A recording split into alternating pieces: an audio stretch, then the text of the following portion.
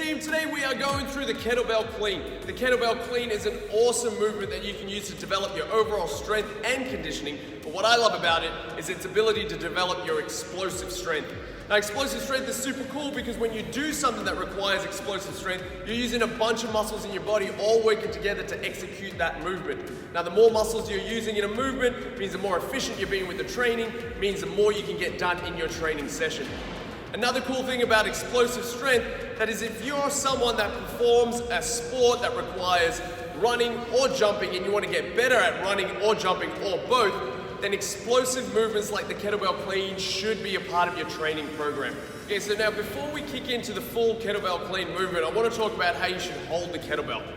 So when we grab the kettlebell, we want it to be sitting in our hand as deep as possible.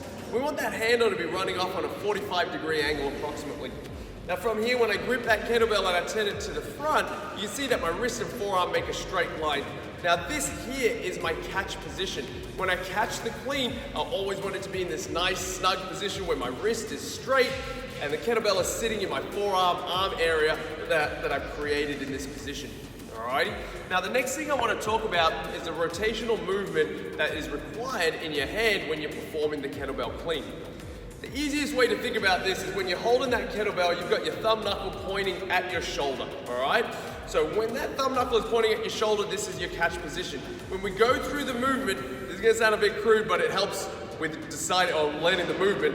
We wanna point that thumb knuckle towards your butt, and then we wanna take it back to your shoulder. So when you're doing this movement and you've got the kettlebell in your hand, I want you to think thumb to your butt, thumb to your shoulder, thumb to your butt, thumb to your shoulder. I know it sounds funny, but just say it in your head, no one will know what's going on, all right? So what that looks like is that I'm gonna be in this position, I'm in my catch position, my thumb knuckle is pointing to my shoulder, and now I'm gonna point my knuckle at my bum, and then I'm gonna point it at my shoulder.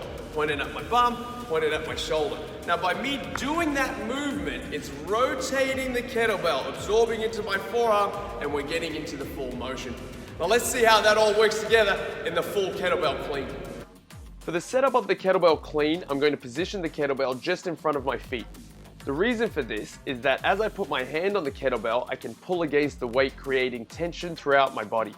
As I pull against the weight, I'm driving my heels into the ground, bracing my core, and locking my back into position.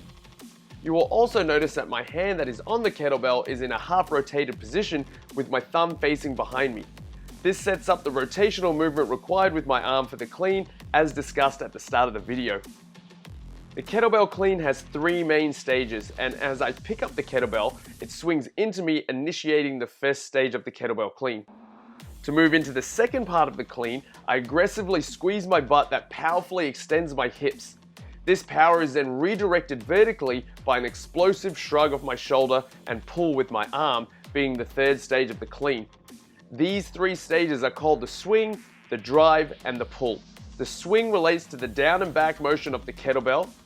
It is in this stage that your thumb moves in the direction of your bum.